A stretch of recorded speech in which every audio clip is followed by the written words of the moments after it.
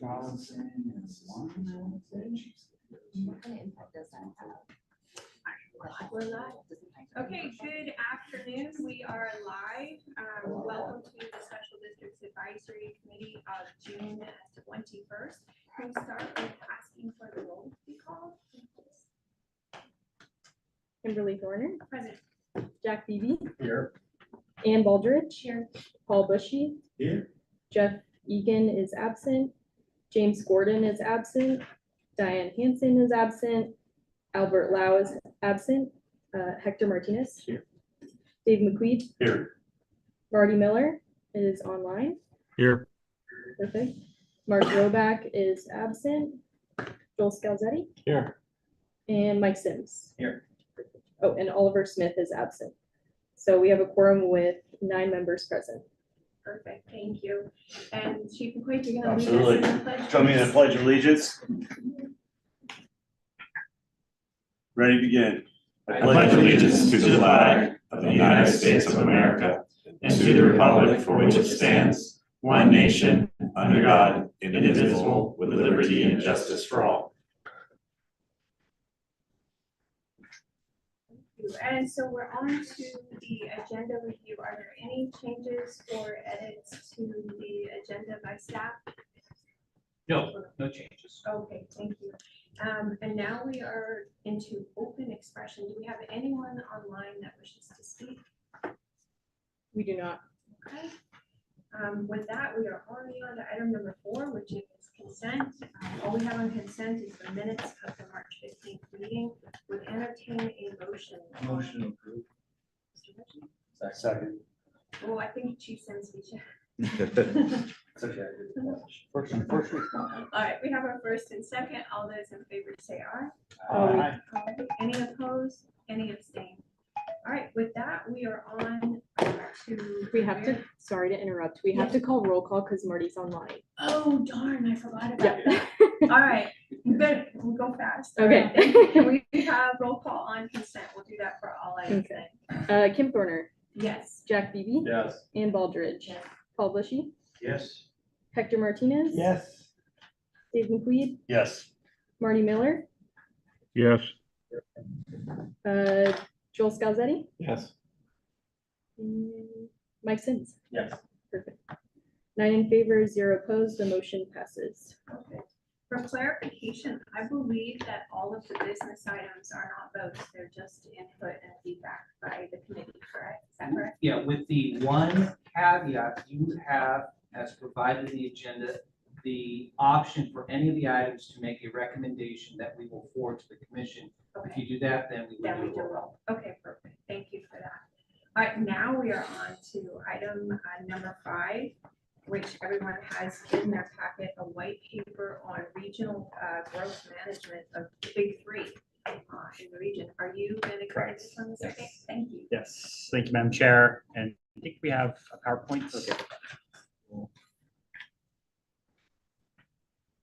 I like it that LAFCO's the granddaddy. Yes. Thank you very much. So good afternoon, committee members, Chris Kate, LAFCO consultant. On November 7th of 2022, the LAFCO Commission formally adopted the MSR for the city of Escondido. And within the MSR was recommendation number 2, which stated that San Diego LAFCO should prepare an informational report to assess the relationship of the commission's own growth management policies with other land use and housing policies. This includes, but not limited to, assessing connectivity to SANDAG's mobility hubs and the County of San Diego's recently adopted transportation study guide, establishing vehicle miles traveled thresholds under Senate Bill 743. Earlier this year, LAFCO retained the services of the William Fulton Group to execute the delivery of this report. This includes understanding the roles and responsibilities of regional agencies and outlining potential opportunities for collaboration when understanding the potential for growth in the region. Mr. Fulton is one of America's major thought leaders on land use, economic development, and urban development, and he has previously served as the planning director for the city of San Diego. And in addition to his work at the Fulton Group, he's a fellow at the Turner Center for Housing Innovation at UC Berkeley and a visiting policy designer at the Design Lab at UC San Diego. I'm going to be giving you a brief overview presentation of his report and try to answer any questions that you may have. It's important to understand the agencies that are responsible for regional growth within the county, and those three are LAFCO, SDAC, and the County of San Diego. All agencies engage in work related to growth based upon laws passed by the state legislature. The two main state policy drivers around growth are now the reduction of greenhouse gas emissions and vehicle miles traveled, or VMTs. All of you are very familiar with LAFCO and its responsibilities, and responsibilities for both SDAC and the county has shifted due to the policy direction that I just overviewed. It's important to note, though, that LAFCO's role has not changed and the responsibilities have not been impacted by the adoption of laws such as Senate Bill 743 and the vehicle miles threshold. SDAC is designated a metropolitan planning organization by the federal government and a council of governments by the state. Senate Bill 375, which is a main policy driver in relation to the responsibilities of SDAC and the Sustainable Community Strategy, have no land use authority. SDAC has to adopt a transportation system that shows, based on land use assumptions, how vehicle miles traveled will be reduced. SDAC also manages the RHNA process, or the Regional Housing Needs Assessment. State laws driving decisions at SDAC are different than those from LAFCO. There's a presumption under Senate Bill 375 that would incentivize cities to adhere more closely to land use assumptions that are laid out by SDAC in their planning process, but have no authority to dictate the adoption of those land use policies. And then the County of San Diego. When the County of San Diego adopted its VMT policy in 2022, the build-out was reduced from a potential capacity of 58,000 homes as identified in the general plan to less than 8,000 homes. Due to recent court cases, the county has shifted its policy in processing projects that are now compliant with the general plan. Those projects will now no longer be required to mitigate for VMT if they can show that they are consistent with the general plan and its EIR. This opens the door for those additional 58,000 homes to be developed as long as they are aligned with the county's general plan. This is a SDAC map showing the various mobility hubs and transit priority areas throughout the region. Under Senate Bill 375, LAFCO has no role other than SDAC is required to consult with LAFCO and consider, quotes, consider the spheres of influence. This is a map of the county's VMT efficient areas. So as I mentioned earlier, with adoption of the VMT policies, the ability to build out homes was reduced to these VMT efficient areas in the less than 8,000 homes that were identified. These are areas where potential build out from SDAC to have mobility hubs, transit options that would meet the thresholds that were adopted within the county's transportation study guide for reduction of VMTs. And this is a map that was produced by LAFCO that looks at the combined spheres of influence with the combined city boundaries. It's important to note that 90% of the land in the spheres have already been annexed to the 18 cities throughout the county. So with the background of all this, the background that was outlined in the report that was produced by Mr. Fulton, there are 4 key recommendations that were put forward for consideration. The first is fairly straightforward in that the recommendation is that the data that is being used by both LAFCO and SDAC should be similar, and that we have the ability to work together in alignments on the data that is used for our growth projections and the need for housing in the region. The second has to deal with the regional VMT mitigation program. The county right now is being directed to produce a VMT mitigation program for those developments in the unincorporated areas that do not fall within the general plan or would have to mitigate for VMTs. There are 4 various options that are being put forward for consideration and development of this program, one of which is a regional program in coordination between the County of San Diego and SDAC. Both the county and SDAC received a grant from Caltrans to produce this mitigation program. And think of it as something similar to the MSCP in which you would pay into a bank to mitigate the VMTs of your project. The recommendation from Mr. Fulton was that because of these one-off sphere requests that we have been receiving for annexation, that we should be working in coordination with SDAC and the county in the development of this mitigation program, because that would essentially offset the need to have these one-off spheres, but have us look at the growth projections and management of these different projects throughout the region. The third recommendation is something that was put forward, but would require a change in state law, and that has to deal with the RENA system. There is the potential for spheres of influence to overlap between jurisdictions. And should that occur, one of the things that a lot of jurisdictions in the county are talking about are meeting their RENA assignments and RENA numbers. And if there are annexations that are going on between different spheres or different jurisdictions, the ability to offset the RENA numbers to the areas that are receiving the developments and take away from the city coming from would not overburden those jurisdictions for RENA numbers that they cannot meet because of those transfers that are occurring. So there are some efforts right now to look at RENA and their process for a new legislation to oversee the RENA process through HC, the Housing and Community Development. But this is something that should be explored because it's often difficult for jurisdictions to meet their RENA assignments already. And if there are annexations that are occurring, there should be a mechanism to transfer those responsibilities to other agencies. And the last recommendation is to have LAFCO conduct a comprehensive countywide sphere review, given the amount of programs that are currently in place and the reviews that are being conducted by both the county and SDAC. Right now at the county, there are a lot of various policy projects that are underway, including the VMT mitigation program, sustainable land use framework, the climate action plan. There are a lot of different policy projects that are currently underway that impact developments and the ability for developers, landowners, property owners to shift and move between jurisdictions.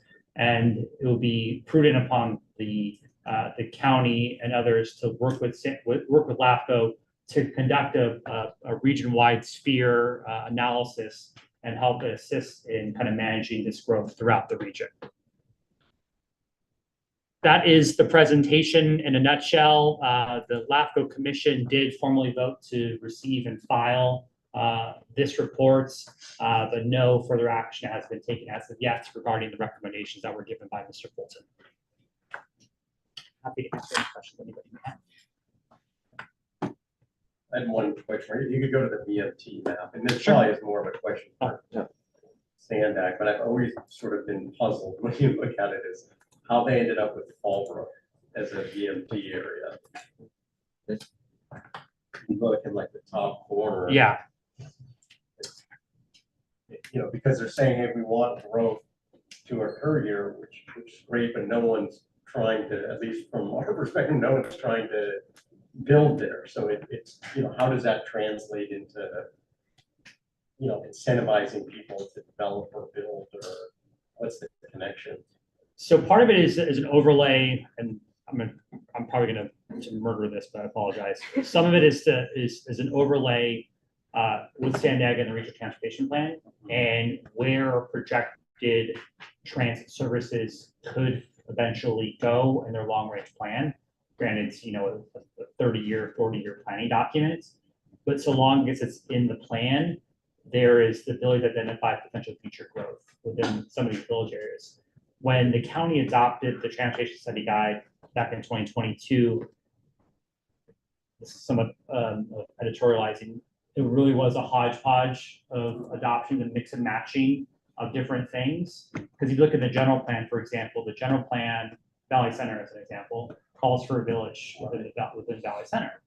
That's outlined in the general plan for potential growth areas. That's not a VMT efficient area or opting for growth. So there's really, at the board meeting, was a lot of Cherry picking. Yep. Thank you for that word, of different options to get to something. Right. So there's really no rhyme or reason to it. Yeah, because the interesting is you look at the SDAC plan, there's actually no investments in really transportation in Fallbrook, right? So they really just identified, Yeah. here's an area of density, but it's kind of built out, right? It's not zoned for, new development, so it seems like they don't really connect very well, because they're Yeah. saying, hey, you should develop here, but there's not big vacant property where they've identified there, and there's no big incentive or initiative to develop there, so it just seems like it kind of came to an end, it isn't creating a framework to move anything forward. I wouldn't, and correct me if I'm wrong, Adam, I wouldn't categorize the VMT efficient areas that the county's adopted really in line or in consultation with SDAC RTP at all, because they were that cherry picking that was going on. Reality and probability do not match. So the general plan does to an extent. And so the recent shift in policy from the county to essentially state that if you are consistent with the general plan, you really don't have to abide by these VMT efficient areas. The kind of my forecasting is that with the VMT efficient areas, that's going to be more of a play if there are projects that are going above and beyond what's outlined in the general plan to mitigate your VMTs. What's also interesting to note is that what the county's estimates, if you did everything, full build outs of all the sidewalks, transit, and everything that were to occur, that's already planned, you would only be able to mitigate 4% of your VMTs in the county. So any mitigation program is going to be wildly expensive. The question I have, and thank you for explaining, because I gotta be honest, every time I hear VMT, I think that per mile tax. Yeah, no, it's different, completely different. And so thank you for describing that it's like an MSCP. So I get the developers pay in as like part of. That's an option that's An being, option. yeah. What does the entity do with the money to actually offset the VMT? What's the end result? So it would be built out of various projects that would reduce VMT. So building of sidewalks, for example, or bike lanes, transits, options, whatnot. And so part of the discussions that happen in the county is there are essentially 4 options that were presented to the county for consideration in developing this mitigation program. One of them is a program which allows all of the unincorporated areas to participate in a mitigation program. So if you're in Valley Center and you're not a VMT efficient area, you would pay something to mitigate for your VMTs. One other option is this bank with SDAC managing the program. The third and fourth option would limit the VMT mitigation program to only those areas in that map, in those VMT efficient areas. Maybe adding a few more village options, but only if you're in those areas would you allow to participate in this program.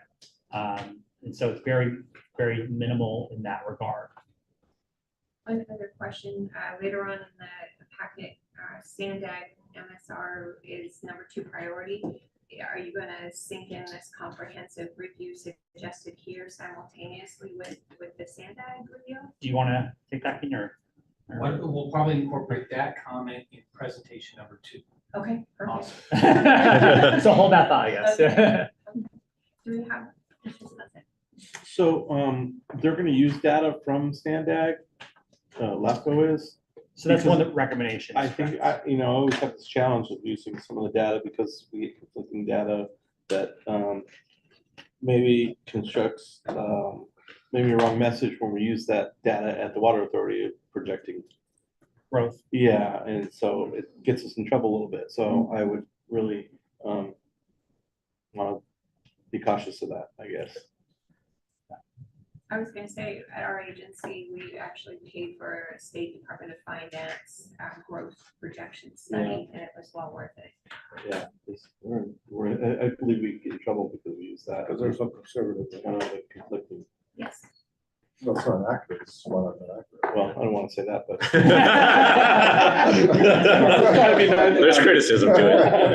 I think the SDAC data lags. I mean, that's one of the challenges, right? So Yeah. it takes a while to catch up. So I think we all know sort of, it might be helpful to have LAFCO when they do it is more using a range of projections in the future instead of us all relying on, a certain, because whatever the projection is, wrong. Yes. So. Any other questions, comments? Thank you for this. I learned a lot. Things I didn't know about all three of the entities. Okay, with that, we are on to 5B, which is the tentative draft report on the MSR for the Oceanside region. And as Iris is going to. Good afternoon, Chair Porter and committee members, Michaela Peterson, speak for the record. Oh, yeah, the bottom half.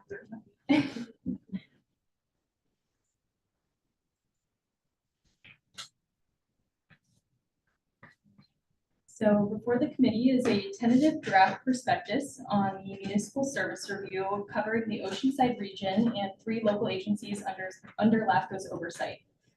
And while the study may not be located in or near any of your agencies, all of your agencies will be subject to an MSR at some point.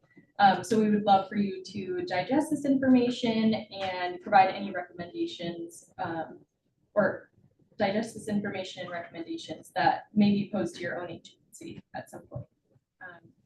So getting back to the Oceanside region, the 3 agencies studied included the City of Oceanside, Oceanside Small Craft Harbor District, and Morrow Hills Community Services District, which are all shown up on the screen. And to preface this presentation, at our last commission meeting, through public comment and the discussion that followed, the City of Oceanside requested a 4-week pause on the 45-day formal public review in order for all the agencies involved to mull over the present information and provide additional feedback to the final document. So with this in mind, we're bringing forward the tentative draft today and looking for additional discussion and feedback on its preliminary findings to ensure we're hitting the mark once we return to the commission in August. So with that said, I will take the next few minutes to cover the influencing premises built into the MSR and then walk through the key conclusions and recommendations. So as for the draft's orientation, all of the influencing premises and assumptions underlying the preparation of this MSR are detailed in the executive summary as well as the prospectus, with several shown up on the screen. This includes defining the scope of the MSR to just the 3 local agencies whose boundaries are entirely self-contained in the Oceanside region. So Oceanside Harbor and Morrow Hills Community Services District, with other local agencies whose boundaries cover the region like Tri-City Healthcare District and North County Transit District to be covered at later dates. This also includes defining the scale to the review. Most but not all of the municipal functions provided by the principal service provider in the region, the City of Oceanside. And in doing so, sync our resources to focus on the activities that appear most impactful in affecting growth and development. And the targeted 5 being the city's water, wastewater, integrated fire, parks, and community development functions. And then when it comes to setting the informing years, staff has defined the data collection window to cover the 5-year fiscal period from 2018 to 2022 with limited exceptions. So now with these premises and other assumptions in play, and consistent with recent practice, the draft is framed by profiles of each affected agency that uniformly address all of the topics shown on this slide, and most notably demographics, service functions, and finances. And it is these profiles that directly inform staff when preparing dozens of determinative statements that collectively address all of the factors required under the MSR statute and shown up on the current slide. So growth and projections and related demographics, disadvantaged unincorporated communities, public facilities and infrastructure needs and deficiencies, agencies' financial ability to provide services, status and opportunities for shared facilities and resources, local accountability and government restructure options, and an SD adopted policy, environmental justice. And so in addressing these factors, staff has developed several key themes and or conclusions, as well as specific recommendations that tie into LAFCO's growth management interests and responsibilities within the Oceanside region. So with respect to general themes and conclusions, There are a total of 7, which are summarized in short form on the screen and detailed within the prospectus to include number 1, an introductory MSR. So the most recent MSR covering one or more of the affected agencies was part of a countywide report in 2007 and 2009. So this MSR serves as a reintroduction to both the constituents and agencies involved to help serve as a baseline going forward in the planning process.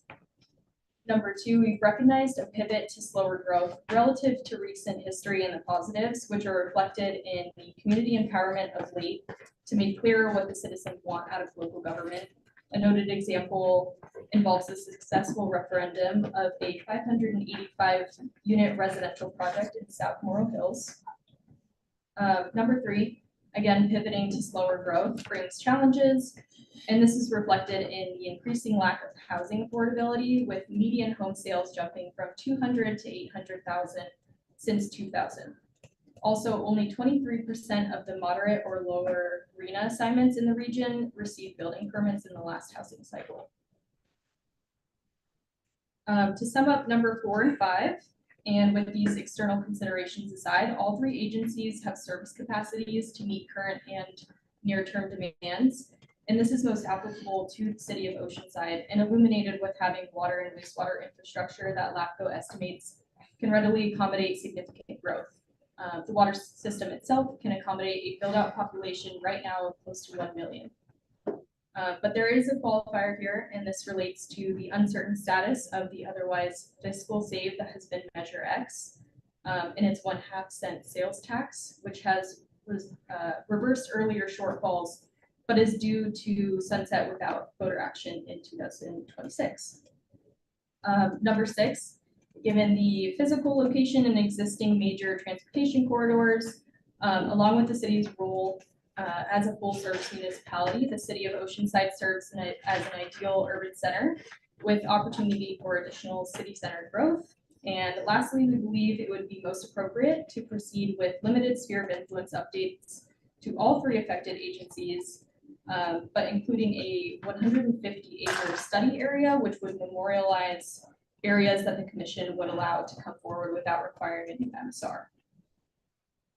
So with respect to these recommendations, or to the recommendations, there are a total of 17, with the first half shown up on the screen, directed to either one or more of the 3 agencies and or LAFCO. And I will go ahead and pause here to allow a closer look, with the opportunity for staff to certainly go into details on any one of these.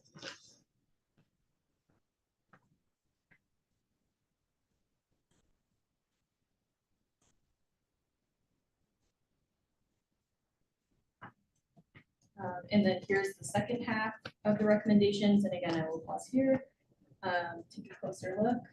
But that concludes my presentation. We're certainly open for any questions. And then I would turn it over to Keen just in case he has anything else he wants to add.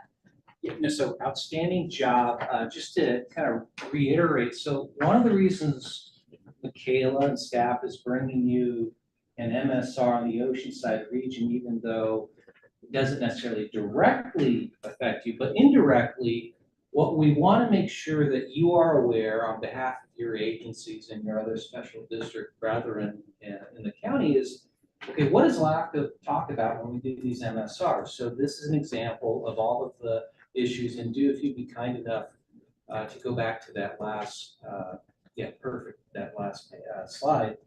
These are the kind of growth issues that we think about. Right now, it's in relationship to Morro Hills or the Harbor District, but it very easily could be the Acadia wastewater district that we focus in on. And this idea that the state has us looking at what are the current needs of community X, and then what we think those needs are over the long term. And so we do our best, and I certainly would encourage you to look at that executive summary when we have a chance, because we outlined the specific assumptions that we make in coming up with some thoughts. So for example, when we dive into perhaps one of the more challenging aspects, which is the state has LAFCO weigh in on accountability issues, right? And I get that. That's a hot button issue. No one wants an outside entity going into Chief McQueen's boardroom and saying, hey, this is working, or this could be improved. But just for the benefit of an example, when we look at the Oceanside Small Craft Harbor District, we see an entity that's kind of blurred. It is a standalone governmental entity, but I don't think John or Jane Doe from the public would understand its distinctive role from the city of Oceanside. So one of the things we say here is, hey, you need to kind of distinguish yourself from the city because you are a standalone entity. And then, of course, one of the things that we're hearing right now is there's a lot of people who use the harbor district. And again, the harbor itself is just like 100-acre focus area, kind of at the north tip of the city of Oceanside. However, its boundary is the entire city of Oceanside. And so one of the things that I would anticipate Michaela and LAFCO addressing over the next few months is the boat slip permittees, the liveaboards who are all in this 100-acre area of the harbor. They're struggling right now with the city of Oceanside. They kind of want to be able to influence decision-making, repairs, and whatnot. City of Oceanside, understandably, has a lot of other priorities. So whether this gets played out here in Oceanside or elsewhere where there are some dependent special districts that provide a function for a larger city, I think the conversation we'll be having at LAFCO will replicate itself elsewhere where, you know, what is the ultimate benefit of having a dependent district? Yes, you have the economies of scale, but then you also have a disconnect at some basic level between what the actual users want out of that entity versus what maybe the city council would have. Now, Michaela also mentioned the city asked for a 4-week pause in the study, which is fine. But it comes also to this idea that LAFCO has an independent role to play.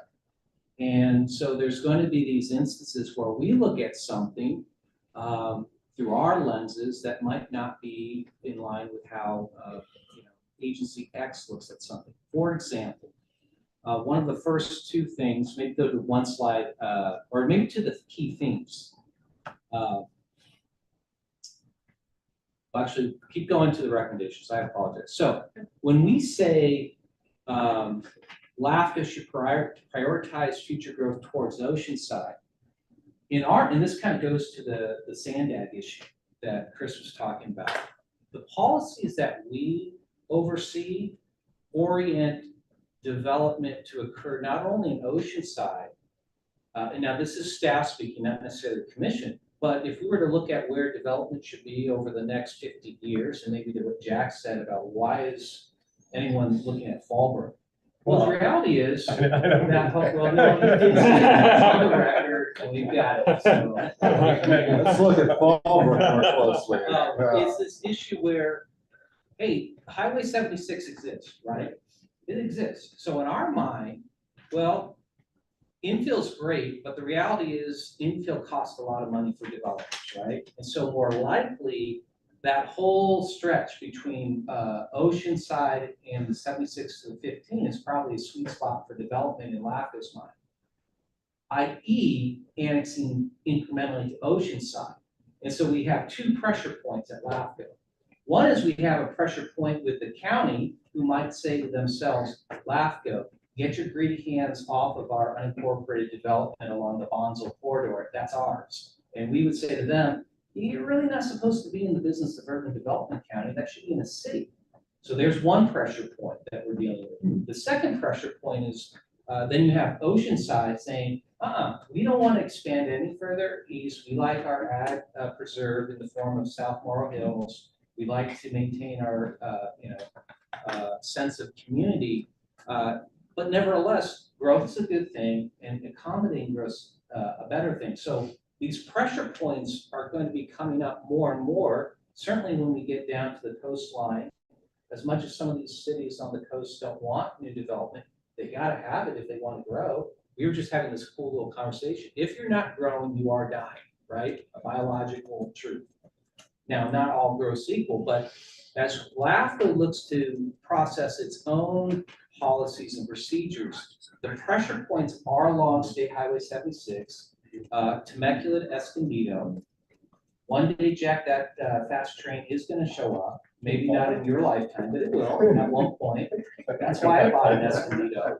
And so you have all these interesting dynamics that on paper right now, going back to what Chris said, the county has a very good reason for their vehicle mile cap program.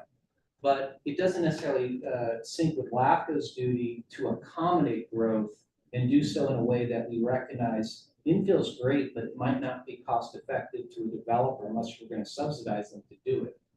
So long story incorporated into this, here's an example where we are having likely a pressure discussion with Oceanside on one side, county on the other. You'll get to kind of play this out and watch it, but we'll probably have a similar conversation when we go into your particular regions, south, east county too. So I just wanted to offer that up for context. So Paul, along those lines, what, as I read this, obviously Oceanside asked for an extension. What, can you say what were the concerns that Oceanside has with the recommendations about what the issue is? You kind of alluded to that. Yeah, well, so like the very first one, it's just like when we say something is slower growth, we're not putting a descriptor on it as it's bad or good. They viewed it as being, we're accusing them of being NIMBYism. Well, no, we're not. We're just reflecting that the numbers suggest relative to what we were in the past, your growth rate's down to less than 0.5% a year. Whereas, when Jack was in high school, the growth rate was about 3% a year. That's a big difference. Yeah, in the 80s, right? Going to Oceanside in 1980 compared to 2000 is a huge difference. And we're not saying that's bad or good. We're just acknowledging it. So a lot of the times when we go and Acadia is coming up a little bit, sometimes we find ourselves having discussions about the word choices we use, and we're trying to be, respectful, but at the same time. The word pivot, Yeah. when a pivot is intentional, right? And Chris Cate's report, the white paper, one of the opening things was that all coastal cities are seeing stagnation in growth since 2000. And so to say that, have a word that makes it seem like Oceanside is intentional, if I was Oceanside, I would offer, I'm not the only city along the coast that's seeing a stagnation. I happen to live in another city where the same thing, the affordability has gone up, not necessarily because the city has pivoted toward anything, but because growth is stagnant. And so I don't know, I saw the word pivot and I thought, well, that makes it sound like it's Oceanside doing something, when I think the white paper you had said all of them, or the whole North County coastal is stagnant in growth. Why do you think it is stagnant? I think it's just economics. I mean, that's the only thing. Land is expensive. Yeah. Oh yeah, I couldn't afford my home right now. And kind of built up, so. Well, what is built out though?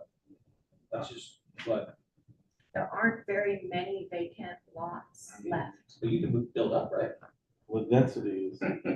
Yeah, I mean, but I think it's a market condition that, it's economics. Apartments, the economics of building apartments makes sense. You would be building a lot of apartments. People want to build single family houses. There's not a lot of places to build them. That's a lot of the challenge. And you look at a lot of the parcels that are out there, like Fallbrook, for example, you'd say, well, there's a lot of vacant land. There's reasons a lot of those are vacant because there's issues with, the easy to build stuff has largely been built within developed areas. At least that's sort of the experience. So I think what you're saying makes sense is there's a fight over the old development was large, larger unincorporated sort of hopscotching where there's been pressure to kind of push that back, but maybe to solve the housing issues, you do need to, look at areas that are, along 76. And those are the conversations I think we're gonna start bringing you, because we have a number of controversial projects brewing where we're gonna have this conversation where does LAFCO hold the line and say, you're not going annexing out to the green land, even though that's really the only way a developer can do business because the infill costs are so high? Or do we say it is what it is? We can't just assume they can burden the cost of infill. And we say, yes, you can annex this beautiful Bonzo area. Ocean Hills. And those are the conversations that, you know, we are going to be bringing to you because as Bill Fulton's report says, right now you have these one-off tension points that are coming to LAFCO because SDAC has their appropriate mission, county has theirs, the granddaddy in Keith Jackson's way certainly has ours.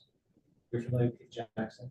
No, I just Oh. like the granddaddy. Yeah, well, that was kind of The rose. Thank you.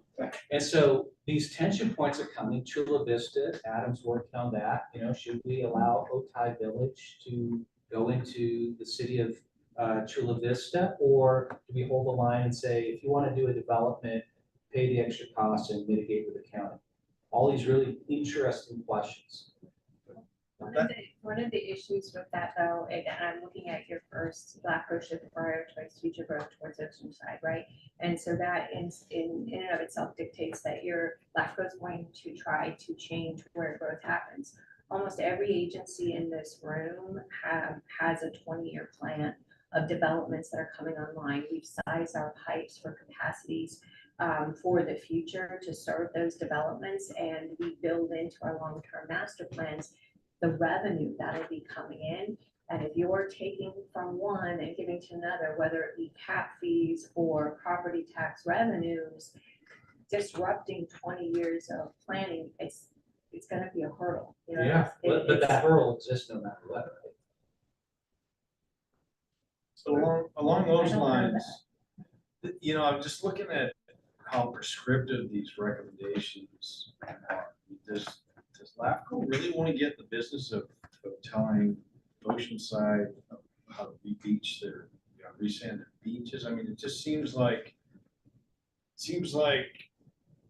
you know, the city has its land use authority, the county, and I get LAFCO's position to minimize sprawl, but it seems like some of these recommendations just get way too prescriptive into how the agencies actually should conduct their business.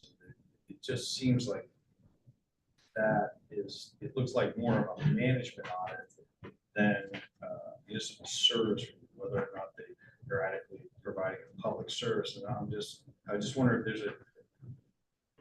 there's a specific reason why you're making such prescriptive recommendations. Well, no, absolutely. A, we can. B, we're asked to. And C, on all of these, it's not that we're prescribing a management action and implementation. We're mostly prescribing alternatives to accommodate whatever the management decision is. So on the beachfront, okay, if the city is going to be successful in resanding its shoreline, wouldn't it be possible to look at expanding the economies of scale into a JPA or even a special district that takes on the coastline further south of it, given that's a common challenge for everyone? So rather than Oceanside do its thing, Solana Beach do its thing, the county do its thing, Carlsbad do its thing, at some point we're suggesting, hey, if this thing takes off, what say you of talking to us if we can help you in creating some kind of cross-jurisdictional management entity? But how you choose to be in the business of beach replenishment is your business. But if you're going to do it here, maybe having a regional entity in place so that Solana Beach and Carlsbad aren't going to be indirectly impacted by what Oceanside does makes sense. But your point is taken. There is a balancing line. Fortunately, this commission loves proactivity. So when we do these MSRs, we'll offer up our thoughts. If the commission chooses not to pursue them, and most of them are suggestions. I don't think we've gotten to the point where we say, you know, we must do this, like LAFCO should prioritize future growth. If the commission ultimately signs off on that recommendation, what it does is it allows our staff then to talk to someone who's doing a development on the outside of Oceanside on Highway 76 and say, our commission has a policy statement that says if you're going to do something, here, you should be talking to the city of Oceanside. So before you talk to us, go talk to Oceanside, because we want to encourage that. So in many ways, it's a good thing in terms of helping the agencies. So I got two examples out in Harmony Grove, which was mentioned in the white paper. One is a development that is being resurrected, Harmony Grove Village South. That's on a link or Yeah, I signed. All right, cool. So there's one, and the vehicle miles traveled and the greenhouse gases, all of that has been brought up. The other one is I've also got, and that's like less than a half mile away, CSA 107, which is the last of the undesignated ambulance service areas. Yeah. So I don't know if you want to, if you got any answers, or, so that's what I'm seeing when some of these thoughts are coming across. I can see, you know, I got my own personal biases and thoughts on it too. It's like, hey, CSA 107, slide it in CSA 17 and you got your ambulance thing covered. Yeah. That, we also draw boundaries with the city of Escondido. They are on now our dispatch system. There is no more delays than that happened as of April 29th. So more things are coming through the pipeline that are making emergency services better. And we can go across boundaries pretty quick, faster than water goes through pipes and stuff. But those are those types of things that we as the fire service are looking at. And that's a great example, and it's a great example of a pressure point where we lost a card game. So before I was here, but Adam was working with the supervisor, that whole Harmony Grove project came to LAFCO, and we really wanted to see it to go to Escondido because it was in the sphere and we held tight. We're like, Yeah. you're not doing an OSA with us. You're gonna go to Escondido. And the county called our bluff and they freaking built their own wastewater treatment plant, which I don't think anyone's staff saw come, like, Yeah, oh, right. you're gonna actually do it? You're gonna Yeah. build your own treatment I plant? was too young to pay attention. So, but that is an example where, you know, LAFCO could push a certain way, but if a developer with pockets at the time can tell us to go pound sand, we end up eating some sand. Yeah. But then 20 years later, right, when phases 4 and 5 of these developments come along, you know, we can kind of hopefully bring back the reins a bit. But the whole issue about ambulance, the CSAs, CSA 17 is just kind of a wicked problem for us. Why the good people of Encinitas, I think, right? Isn't that the issue with there? We did we did a proposal to dissolve or annex land into CSA 17 under the understanding we would then bring in all of Harmony Grove, and the people of Encinitas said, yeah, we're not bringing in Harmony Grove, and we got left with the bill.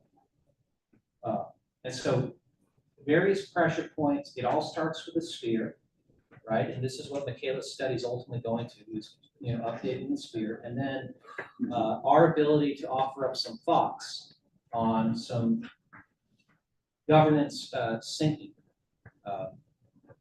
The concept of Measure X relevant to us, because should the voters of Oceanside turn down the extension of Measure X in November, that's going to put a big qualifier on any jurisdictional changes that do involve Oceanside, because how are they going to cover their general fund hit?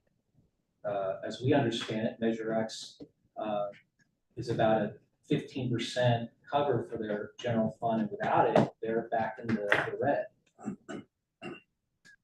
So I kind of went a couple different thoughts on Michaela's otherwise stellar presentation, but I anticipate we'll give you an update at your next quarterly meeting. We're going to have at that point presumably the opportunity to hear from the city of Oceanside on their specific comments, and I'm guessing what the chair said about the word pivot and other things they're going to bring to us, and we're certainly you know, open to changing vocabulary and other things, because we do recognize if we're successful in these studies, that means the agencies have to get some value out of it.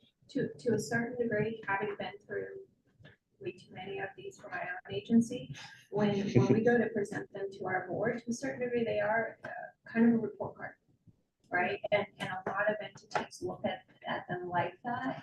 And so language matters, right? If it makes it sound like Oceanside did something intentionally versus this is something that is happening, that does actually matter. Yeah, absolutely. When we've gone through this before, you usually give a draft ahead of time.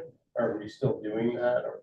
Yeah, so the administrative draft is still provided, but similar to your experience, Jeff, we do not show the recommendations until we show it to the commission. Right. And so that's one of the issues. So, Oceanside said, why didn't we get to see these recommendations beforehand? And our answer is, well, we don't show them until the commission sees them. So that's part of another pressure point. Do you think it makes sense maybe to share those out, or are you just trying to? What I'm saying is I agree with you. I think the work you do on these are good. I think the level of detail, to me, kind of makes sense. I mean, you're looking at it. It's beneficial in a lot of ways for them, basically to say, hey, to the public, we got to extend Measure X. It's a helpful talking point, right? Or with us, with our boards to say, hey, look, we got to keep the, rates going because we have, financial issues we got to deal with. So, I don't have any issues as long as there's back and forth and, and there's a draft before it shows up, but maybe same thing on the recommendations, even if you give them a little bit ahead of time, just, surprise anyone. Yeah, that would seem like, that would seem only fair that they would see what your recommendation is. Paul and I are just saying that because we're next year. Yeah. It's also just in case, you guys are covering a big scope of things, and sometimes there's something that seems apparent to you guys from the study, but we go, wait, there, so that you don't end up in a situation where you're making a recommendation and then we're showing up and going, this is really dumb for X, Y, and Z. No, absolutely. Yeah, like if we said that Katie, it really should be folded in the Carlsbad, that ends up, it's going to be well in advance. Right. You sure? Everybody. I was, Keen, correct me if, I mean, part of that challenge too is on the surface of providing those recommendations ahead of time. It makes sense on the surface, but part of our challenge too is we're doing the independent analysis. So perhaps what we share ahead of time, we're trying to protect that independence and also not having that agency influence it to the level where it kind of removes that independence in review. So it's a delicate balance. We agree communication needs to maybe be intensified and have those lines of communication stay open, but that is the challenge too. Yeah, I mean, I think you would just get, hey, we disagree with A, B, and C, but here's some facts for 7, and you either take it or leave it, right? I mean, but at least you have it ahead of time in case there was something you missed, that's all. I don't think that would impact your independence. I think you make your recommendations, but the recommendations, you want to make sure your recommendations are based on all the facts. And that is that they've had a chance to potentially provide more information that you agree and not agree with. Years ago, we got audited by the State Bureau of Audits, which I didn't know what they were until they came. And that was a pretty badass organization. It's a special wing of the state legislature. And they came in to really look at us, and they weren't looking for good things. But even they shared their recommendations, so they would include their report with us prior to publishing the report. I think it's only fair. Ms. Norwood, did you still have comment? Oh, yeah. So a lot of questions, but the interest of time. I was thinking about what you were talking about, Keen, in your example in particular of the center replenishment. The reason I'm here is to find more efficient government. The reason LAFCO exists is to find more efficient way of government. So it seems like as long as the recommendations you're making has that overarching, thought process in mind, why shouldn't we look at it? I mean, I think government agencies in general aren't. I mean, there's obviously exceptions, but I've built a lot of cities over the year, and I can't think of them trying to be overly efficient.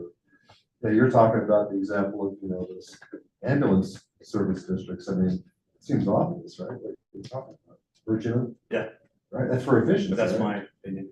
That's for efficiency. Yeah, it's for efficiency. Yeah, yeah. Absolutely. I mean, that's why we're all here. So as long as we're looking at that, I mean, that's That's why we're here.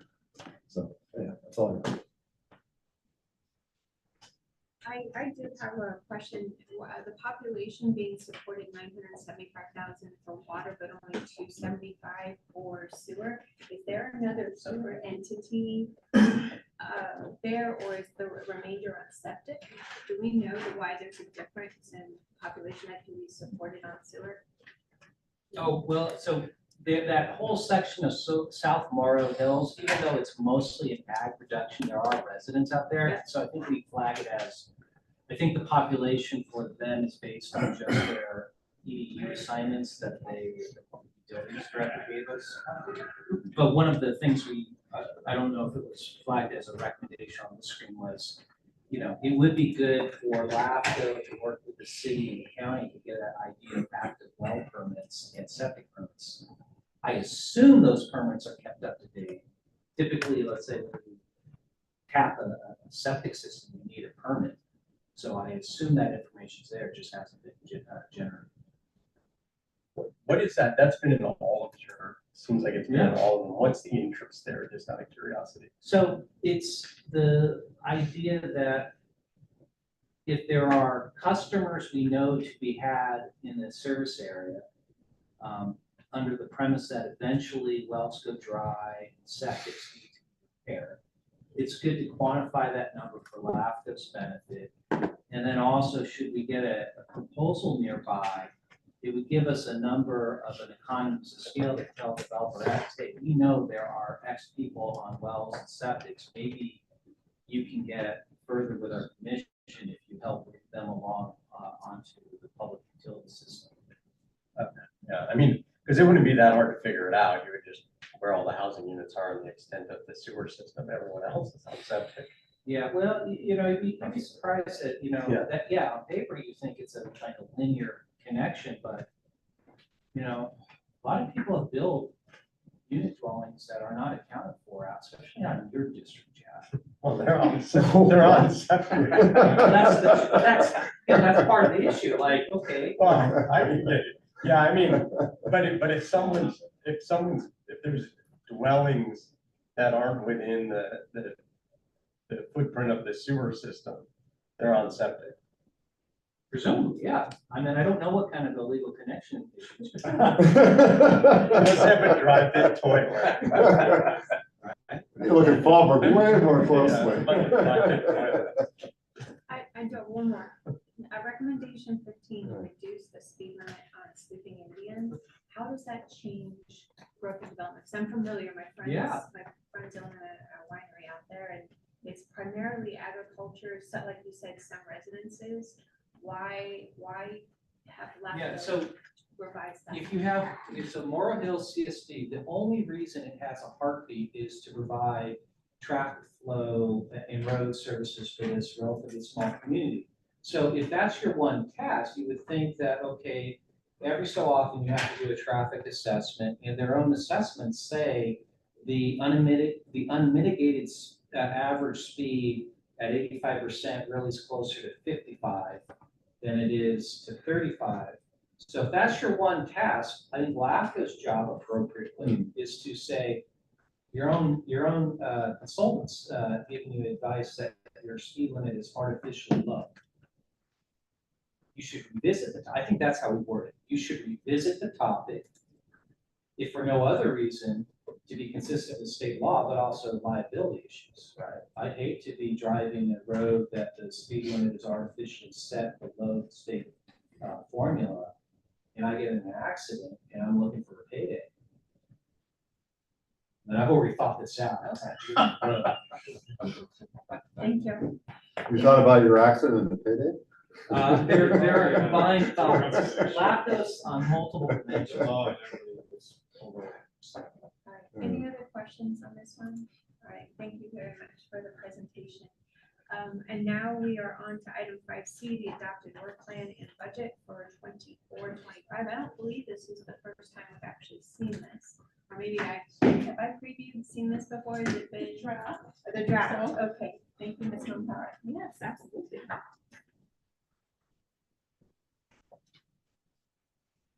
Good afternoon, committee members, Chair Forner. Assistant Executive Officer Priscilla Power. Today I have a presentation on the adopted work plan and budget. These items came to you in March. They were proposed and draft versions of the proposed work plan and budget.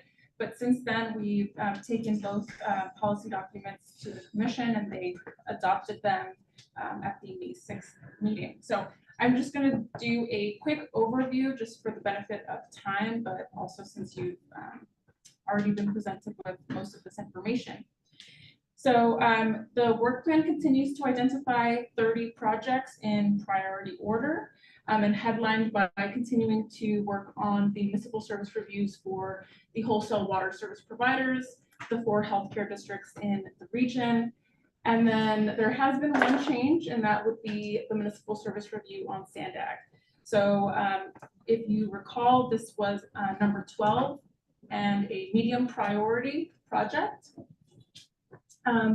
as number 12, but now is number 2 on the work plan. And so we are beginning work just to somewhat address Chair Thorner's comment and question earlier. We have been in ongoing conversations with Mr. Bill Fulton, and he's going to be helping us with this project. We've kind of outlined a somewhat scope of work to include the transportation functions, housing function, and then climate adaptation as well. So kind of exploring what that's going to look like. And then the adopted budget remains relatively the same, but we have increased the bottom line by 1%. I don't think it's up here though, so I'm sorry about that. That's okay. So it's been increased by 1% and by 25,000 to be exact, and we've done so to help fill 3 positions. So as a quick sidebar, we are currently working to fill 2 analyst 1 positions and 1 communications associate position. So we are excited to be bringing 3 new employees to the LAFCO team and to help us move the MSR program along, because I know 2 of you back there have been waiting anxiously, excitedly, maybe. And so it's going to give us some flexibility in filling these 3 positions, and as you might know, also to help remedy the setback that we experienced in March, where our lovely analyst 2, Carol Aaron-Neiman, did decide to depart LAFCO and go on to a local consulting firm. And so in recognizing that it is a competitive market, we want to make sure that we're keeping up with the times and being competitive ourselves as well. So with that in mind, this addition of this percent resets the proposed budget in final form to now being 2.9 million. The operating portion of the budget is 2.4 million and representing an overall increase of 7.4% and 167,000 to be exact. Again, this is mostly tied to inflationary adjustments, the addition of the 25K for employee retention, and then some targeted improvements like the rising professional services to reflect recent actuals. And then as another note, we are again helping to curb this by eliminating our executive assistant position. So we're going from 9 full-time employees to 8 full-time employees to again help curb that increase. That concludes the bulk of my presentation. I did, before ending though, wanted to include 2 items. So when I presented in March, I did note that we would be presumably might be including the Port of San Diego as part of the apportionments, and this would then include a reduction in the apportionments to the remaining agencies. It was decided that we would enter into a tolling agreement with the Port of San Diego, and so that's been on pause. But as soon as we have an update, we will provide that to the committee, and we'll have an update on the apportionments as well. And that's it. Thank you so much. If you have any questions, I'm available. Any questions on work plan? You guys, between 1A, 1B, and 2, that's a couple years worth of work right there. Mr. Roba. Well, just a comment, my 2 favorite topics are the Water Authority and SDAC, so I'm just pleased as punch that you're focusing on those 2. Yeah, That had nothing to do with me. The only other thing, since those are priorities, it'd be good in these meetings, maybe just to get it like an overview update of those, if possible, to whatever level it's at, so. Sure, through the chair, I could provide just a quick brief. Yeah. So for the San Diego County Water Authority, we're continuing to work with consultant Chris Kate as well as Dr. Hanneman. We're getting as much data as we can at this point. Dr. Hanneman is reviewing it, and so we're kind of chugging along on the data portion of the MSR. And then the healthcare districts, we have retained a consultant, and work is going to start on a 2-phased MSR. And so phase 1 is going to get started soon. And then with respect to San Diego, that just got moved up. And so it kind of was a surprise to us. And so, like I said, we've been talking to Mr. Fulton, and we're going to get started on that. The scope of work has been sort of laid out. And so once we come to an agreement, work will begin on that one as well. The stakeholder group on the water authority is meeting with Mr. Kate next Tuesday. Thank you. Yeah, we think he's got to go back as well. Any other questions? Who's the stakeholder group? Mr. Denham and a bunch of representatives from water agencies across the county, and Mr. Kate is leading that. That's the first meeting? Nope, second. Oh. Second. The first one was just developing the topics that would be addressed or priorities. On the commissioners, would you guys know when you plan on appointing the at-large position? Is that on track? Yes, so we had 8 candidates, 1 withdrew, so we have 7 candidates. Those have been forwarded to the ad hoc. They're going to be selecting 3 or 4 from that pool, and then they'll have interviews presumably early July, and then we'll be forwarding over 2 is the plan to the full commission. Okay, thank you. You're most welcome. Yeah, I believe was it for Vangelin's, like, Yes. cause the vacancy? Yes, it's the alternate public member position. Harry Math has moved into the regular. All right, thank you. Absolutely, my pleasure. And then I think actually you're up for the very last. That's me. Oh, no, that's you. Yep, no worries. It's both of us. I moved it So along. yeah. Okay, Mr. Weston. she passed the ball. So if you don't mind, I'm just going to stay seated because I only have a verbal presentation. So good afternoon, committee members. Adam Wilson, consultant to San Diego LAFCO for the record here, and here to present item 5D, which is the final informational update to our out-of-agency services policy. In the spirit of your time with being at the last item of the day, and plus you've seen most of it through multiple reiterations, I'll kind of go over the general highlights for you on the item. As you know, the background and premise to this policy revolves around Government Code 56133, which simply put is state law that requires special districts or cities to get LAFCO approval to extend new or existing services outside of their jurisdiction via contracts or agreements. Additionally, this code provides specific exemptions to those rules, with maybe the most notable being to fire-related services. This code has long plagued us here at LAFCO. In 2017, the city of Coronado sued LAFCO for our determination and allowance for the city of Imperial Beach to provide wastewater services to a Navy project outside of their boundary. And more recently, a health and safety matter between Palomar and 2 labor and delivery clinics that also involved neighboring Tri-City. These 2 matters have bookend other scenarios, but over the years, they have comprehensively illuminated the need for us to develop better rules and procedures on how we handle these issues. Alas, the out-of-agency services policy was born. However, this didn't come to be without multiple reiterations and your body's intimate involvement. Through your feedback and collaboration, the bulk of your focus was carving out specific local exemptions, which are listed in page 3 of your packet agenda. And I'd be more than happy to go over those and list them if desired. Our final version was recently presented to the LAFCO Commission this past May and was approved with minor amendments from 2 commissioners.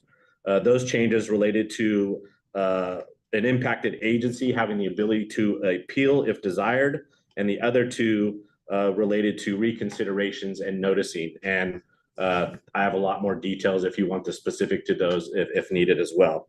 And maybe one other major note is that the executive officer is now only delegated the power to approve health and safety determinations for wastewater and water only, and all other reconsiderations will go to the full commission. Therefore, we bring this final product before you as an informational item for any remaining feedback. So I expect nothing more than words of affirmation and a job well done. But all seriousness, we appreciate your committee's work on this. As with any policy, they really are living, breathing documents. So we will continually to stay in communication with you and make sure this policy stays up to date and consistent with real world applicability. So with that, I'll conclude my presentation and entertain any comments or questions that you may have.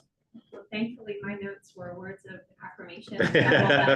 I was one of the spirited engagers along with Mr. Olney from Helix on this. Yep. And my thanks and appreciation for listening to the input and coming up with the document that I think it's going to be a good end product that we can all work with, but then allow you also to have that I was the recipient of phone calls from doctors when you guys were having just by merely being the chair. And so I understand the need for clarity here, and I hope this document gets it. And I also like it that you said that we can come back, because we're going to come up with real world examples that we did not contemplate. But thank you. Yeah, job well done. Thank you. Did you want to say anything, Mr. Scalzetti? No, I just appreciate that we got to actually get some input and it was considered and stuff. So it makes it rewarding and not just we follow their fears. So thank you. Teamwork makes the dream work. All right, thank you. With that, we're on to item 6, maybe member reports. Does anyone have anything they would like to report for the good of the audience? Yes. I just wanted to give just a brief report on our advanced water treatment program process here in East County. We have our reservoir drained down and use a lot of our local water to drain our lake down, so we could put our inlet pipe in to receive advanced water, treated water from the AWP program, which comes from Padre Dam. Also, we're doing some work on the inlet tower to our treatment plant while it's drawn down, and some maintenance and some valves and stuff to just make sure that we have reliability on serving and accepting that advanced water. Also, we're doing some underwater welding, which includes some cathodic protection, and right on schedule to, and our pump station is on a good mode right now. So we're looking to be on time of starting that advanced water treatment and serving to the public on time. We're not gonna talk about the fire. You guys are on fire. We are on fire. We're in East County. That was the most unique fire that I've seen in a while. Yeah, But they were creative in mitigating it. yeah, you know, it's that specially pipe that we're forcing together so hard that it creates We friction weld and it heat. together with Yeah. electricity, and I think we've got too much electricity caught on fire underground. Mhm. We don't think about it, it's petroleum based, right? So when you Yeah. exceed the ignition temperature, then itself, it doesn't happen very often. So luckily we have some insurance for that project, and so it ain't gonna go back on the ratepayer, so that's a good thing for us, and we're pretty excited about that. Joel, I think I heard from your GM, the end of 25, beginning of 26 is the target online for your Yep. project. Yeah, The sign says out there. yeah, so. Awesome. pretty Yeah, with excited. the water authority jacking up rates 40%, the project's looking better and better. Well, you know, and somebody actually said that at a meeting we were It's at, true. but, you know, we're part of the problem is we're rolling off with that water authority, so they have their own challenges because of that, so. There's always two sides of it. It's not always just, you know, we're looking better, but we caused some of the problem. Thank you for that. Anyone else have? With that, we are on to the executive officer report. Just one thing, so Erica Sella, our commission as well as committee clerk, and Michaela's done a wonderful job over the last several months filling in.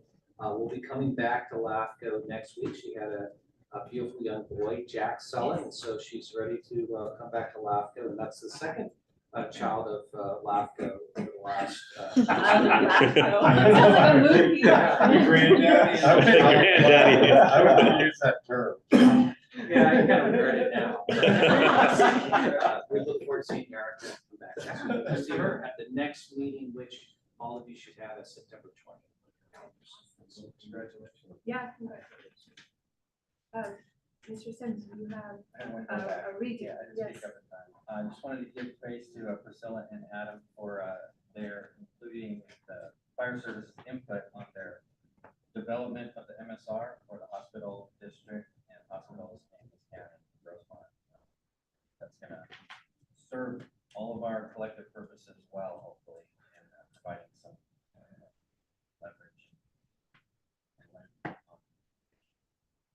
Yeah, we appreciate your preliminary conversations and the information that you shared. And as we bring on the consultant, we'll certainly stay connected with you guys. Right. And with that, at 2:32, we are adjourned. Thank you. See you next time.